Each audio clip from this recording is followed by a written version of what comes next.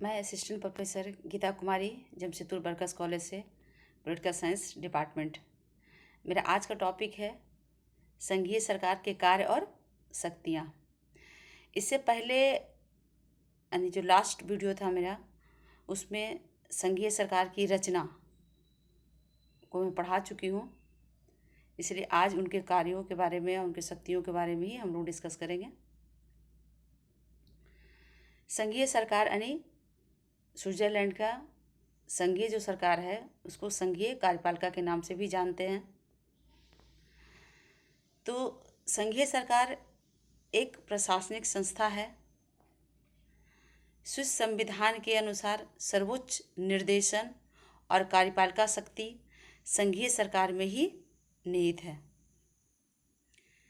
प्रशासनिक शक्तियों के अलावा इसे विधायी और वित्तीय न्यायिक शक्तियाँ भी प्राप्त है, जो इस प्रकार है। पहला है कार्यपालिका शक्तियाँ। कार्यपालिका शक्तियाँ में पहला जो शक्ति है उनका, संघीय सरकार सरकारी नीति का निर्धारण करके उसके लक्ष्य निश्चित करेगी, उचित समय पर जनता को अपने कार्यों के संबंध में जानकारी देगी।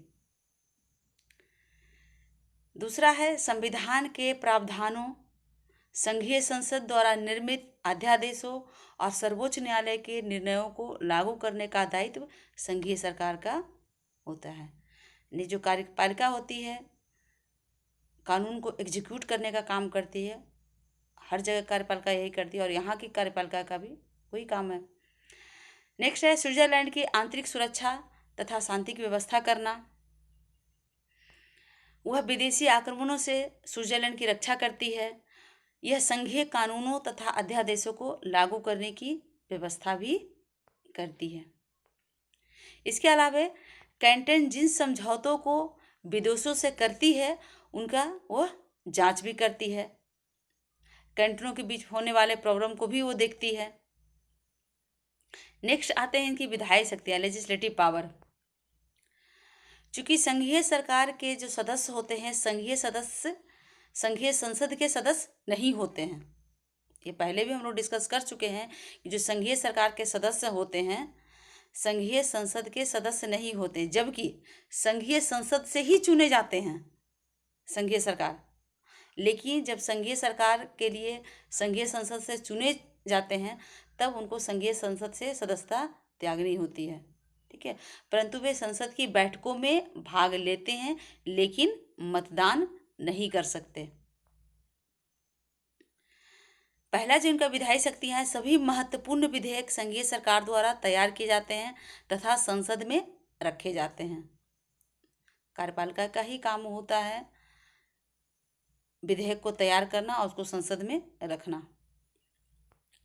संघीय सरकार के सदस्यों को संघीय संसद में बोलने का अधिकार है, परंतु मतदान का अधिकार उनको नहीं है। संघीय सरकार कानूनों को लागू करने के लिए अनेक नियम बनाती है।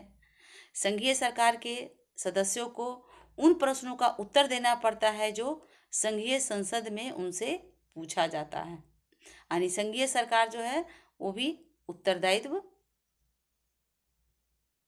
वाली सरकार है, यानी संघीय संसद के प्रति उत्तरदायित्व होती है।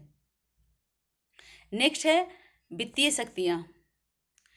यह संघीय बजट को तैयार करती है और उसको संघीय संसद के सामने स्वीकृति के लिए रखती है। यानी जो वार्षिक बजट होता है संघ का उसको तैयार करती है और संघीय संसद में स्वीकृति के लिए रखती है। वह वित्तीय प्रशासन को चलाती है। यह संघीय सरकार के खर्च और आमदनी का हिसाब संघीय संसद को देती है। वह राजस्व तथा अन्य करों का इकट्ठा करती है। नेक्स्ट है संकटकालीन शक्तियाँ।